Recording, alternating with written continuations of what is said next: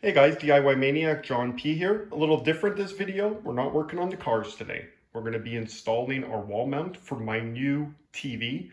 I'll give you the TV specifics when we get to that point. But the wall mount itself is the Perlesmith. The model number is the PSX FK1. And this particular mount is capable of handling between a 50-inch up to a 90-inch flat screen panel with a weight capacity of 165 pounds. The big advantage of this particular mount, it could go up to 24-inch stud spacing on your wall. It will also handle 16-inch, but that was crucial for me as my wall space, stud spacing in the basement is 24-inch. This mount has a 60-degree swivel. It has from a +5 degree to a -15 degree tilt, a plus or minus 3 degree level. So if you're off level a bit, you could actually correct it through the mount itself. Full reach, when fully taken away from the wall, 23.6 inches. And when fully pushed back, it's only 3 inches away from the wall. The VESA mount is able to handle up to 800 millimeter by 400 millimeter. So 800 millimeter on the horizontal, 400 millimeters on the vertical axis. And I got this off Amazon for $100 Canadian delivered. So I'm going to go set up the camera and we're going to do an unboxing and we'll see what's included in it. Okay guys, so let's open the box and see what we're getting inside. So first thing we're getting is a level that's going to go in the garbage. You know, I'm not saying you can't use these, but you know, get yourself a good quality level. But in a pinch, I guess it'll work. These ones aren't so bad, they have a magnet on them, which is kind of cool. So it comes with the hardware we're going to need. So our lag bolts, that's going to be what we're going to use to fasten the bracket to the wall itself. It comes with those. Also comes with some drywall anchors. Don't know why anyone would use those. You need to be putting these lag screws into studs directly. We're coming also with some fasteners. These are going to be the different bolts we're going to need. It gives us a bunch of different options and sizes in terms of pitch, length and size for the bolts that are going to connect the bracket that goes onto the TV. So probably no M8, M6, different lengths depending on the TV. Even comes with some spacers. Depending on the TV you have, some of them might have a rounded back like the Samsungs where it requires spacers. And even comes with some washers as well. So yeah, it comes pretty well equipped with everything you're most likely going to need if you have your typical big brand TVs. Little Velcro strap for cable management. Instructions, follow along. Seems pretty simple, just a few pages, nothing overly complicated. Here we have the bracket arm. The bracket that connects to the wall, this is going to connect to that.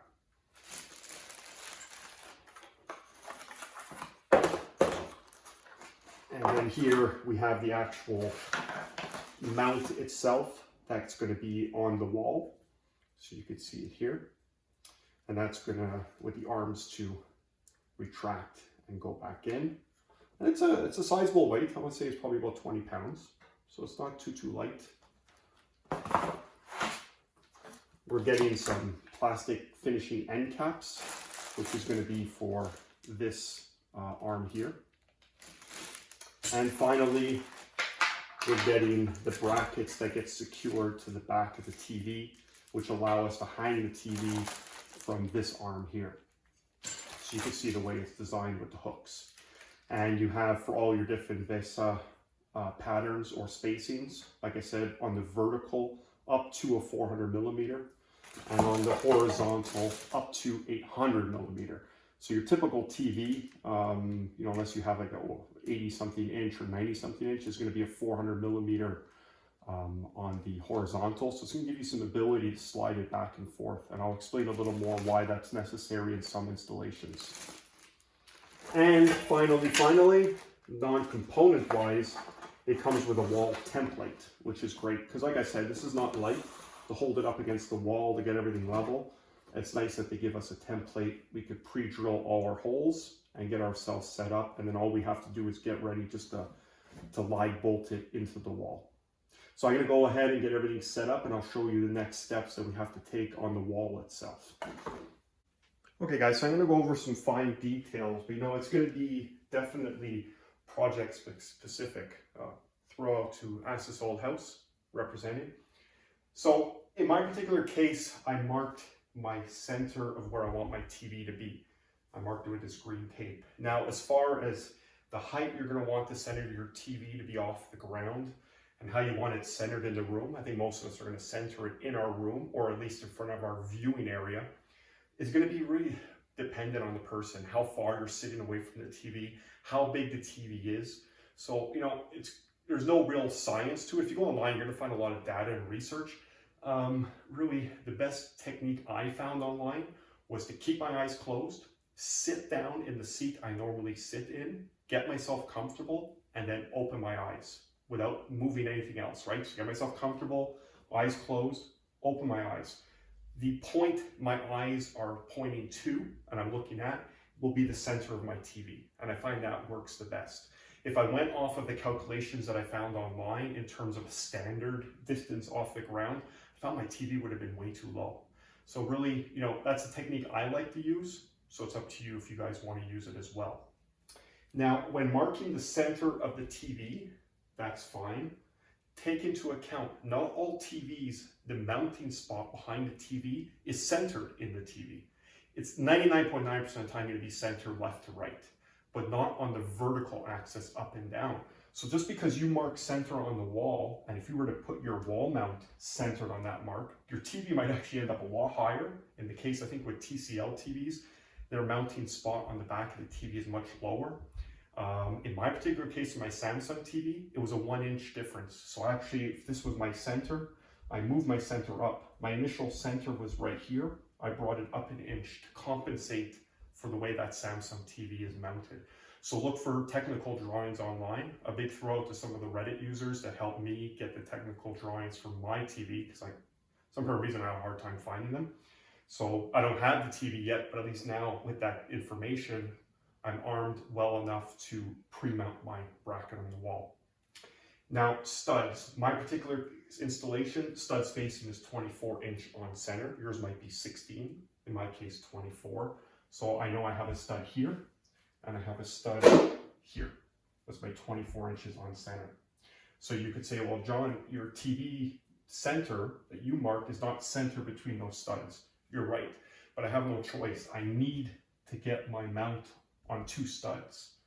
But like I said, on the horizontal plane, we have play with this mount. We could actually slide the TV a few inches left or right, so we could actually get our TV centered. So your TV mount does not need to be centered left to right perfectly. You're going to have that adjustment afterwards. Now, finding your studs, I had a bit of an easier job in finding them because I tore down the walls. It was an old brick look pre-finish that was here, wall panel that was here before. I tore it down. There is drywall behind here, but it made it much more easier for me to find my studs before I put up my new wall panel with this imitation wood. So I was able to take all my measurements and I know exactly where my studs lie. So that's where we're going to get the unit mounted. So, like I said, it comes with this template, at least to get you started, to make sure you're going to line up where your studs are. However, that said, when you level the mount, you're going to want to use the actual mount itself. So depending on how strong you are or your capabilities, you might want to have a helper with you to be able to hold the mount up against the wall, get the markings on your stud centers, get it where you want it to be centered on the up and down, and then you can level it with a level, and then mark it where you want to pre-drill your holes. And then you're going to be pre-drilling into the wall and through the studs in order to prepare for those lag bolts. And like I said, the level that comes with it, I'm sure it probably works. I prefer to go with a trusty level that I've used. It's not to say, like I said, that one that comes with it, but obviously by looks of it, it's very cheap. So if you have yourself a good level, definitely get yourself a good level when leveling that out. So I'm going to go ahead now. I'm going to get this up on the wall. I'm going to mark where my 4 bolts go, because on each side we're going to have 2 bolts. two holes for our light bolts. And then I'm going to go at the next step and show you guys what needs to be done. Guys, while I was marking up the wall, just finding my center line, I was thinking to myself, I know some of you, my viewers, they're going to be zooming in to look at the fine details and they might wonder or have some questions. So I figure I'd answer them now instead of having to answer them in the comments later. Yes, this is the wall outlet I put in for the new TV. I did with masking tape, the outline of my TV, so I knew exactly where my TV would go. So I knew this was the perfect location for my application for the wall plug to be. And you guys might see a little hole here that will be covered with a wire conceal plate with a string coming out of it. And you might be asking, well, what's the string for?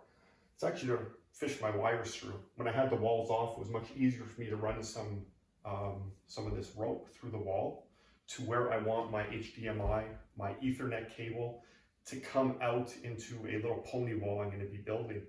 So once I get all my wires, I can attach it to the other end of my string that's in my to-be-built pony wall and pull my wires through. And I will also attach a new string to the end of that. So when I pull this string out with all my wires, I'll have another string in the waiting for future applications if I need to run more wires. So forget that. If you're going to use this trick, make sure you have a secondary rope in behind the wires you're pulling, because once you pull this rope out, you don't have it anymore. So you have a secondary one for future application. So I just figured I'd answer those questions for you guys. As far as placement of the plug, what's the exact science? I don't know. I put it where I think it would work best. I'm going to have a surge protector that's going to come down and bolt to the wall for my sound bar and my TV.